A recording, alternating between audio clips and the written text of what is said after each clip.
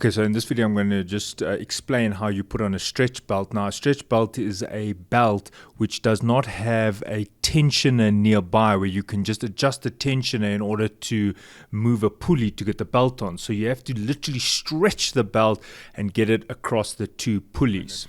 I apologize, in this video we couldn't do a very good video, couldn't get the camera in the right places. So the method we used, which will be explained in the course of this video, is we took two screwdrivers. There you can see I've got one of the screwdrivers and the other one will come in the picture shortly. We're wedging. Okay, so one person is going to hold that one there, and then the other person is going to hold it there. Then we're going to the other person who's holding this screwdriver is going to turn the engine. Then with my hand I'm going to feed the belt on, and the belt will get onto the side part of the pulley. Then we're going to try and wedge it, go over this lip here onto the where the correct seat of the teeth here are. Okay, so this is definitely a two-man job. My colleague is the one who's going to crank the engine. Remember, one direction only, clockwise. Then I am using two screwdrivers at an angle. I am going to show you later in the video how I position those screwdrivers. But as you can see, he's going to try and turn the engine, and I'm wedging the screwdrivers without biting into the belt.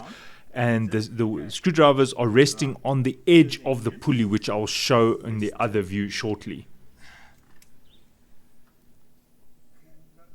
No, you're not pushing the belt on. Okay, go.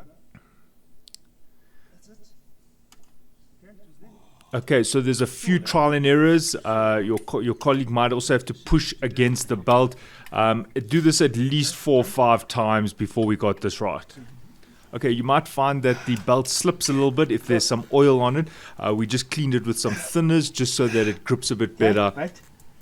Okay, now it's on. Now you must hold it on where my screwdriver is because I have to release the screwdriver. Push there. Yes. That's it. Right. Now I've got one hand. So that screwdriver is Okay, so now what you're not seeing is that I'm also using a spanner. The belt is on the first round of the pulley, and now we're pushing with 2 spanners, which I will explain from the other view. And we push with the spanner and crank the engine at the same time. Push, crank, and you keep doing that repetitively. Right, to get this stretched belt on, unfortunately my camera died, battery died, so it did take quite a bit of time. It took at least half an hour, and the trick here is you need 2 people. You really do. One person needs to turn the engine. Yeah, remember this thing only goes clockwise, and it is totally possible to do this without turning the engine anti-clockwise. Now the belt should be on these on this part of the pulley so that it aligns to this part. So we first got it on this side of the pulley, and then we kind of flapped it over.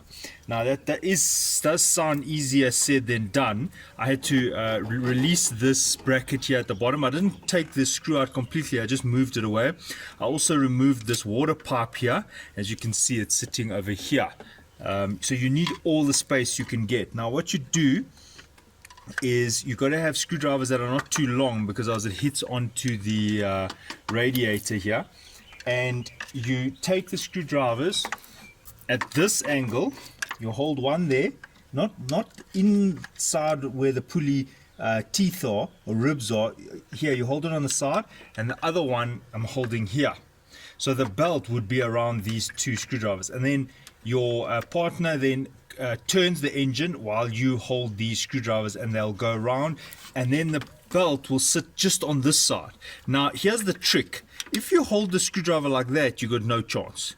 The screwdriver angle has to be like that, has to be down, and the reason why is that it keeps the belt on this first round of the pulley. So the screwdriver angle must be like that. If you're doing it like this, good luck, you ain't going to get it, because then the belt keeps coming out that side. So you're holding it like that, which kind of forces the belt right tightly against the side of the pulley wheel, right?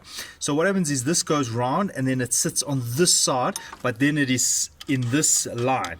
Now what you need to do is you need to start getting the belt closer to this side. And here's the trick. You can take away the screwdrivers, you don't need them anymore. What we did is we used 2 little spanners, And while you're turning the engine, one person holds this one like that, and the other person holds this one like that. So, or maybe just you, one person can just do this side, and the other person can crank. So, if you could just imagine this.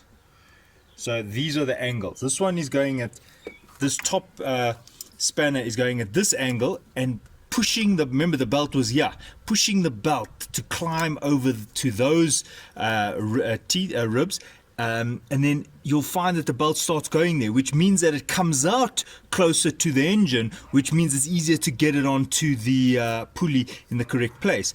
And this person is pushing in this angle. Now, if you find that the spanner wants to go there, it's fine, let it go with the pulley, and that's how we got it on in the end. In fact, we pushed too hard, we actually were coming off the other side and we had to pull it back a bit. So to answer the question, do you need the special tool? I would say if you want to save yourself at least 45 minutes, obviously we had to learn how to do this, but if you follow my procedures, it'll take you 10 minutes.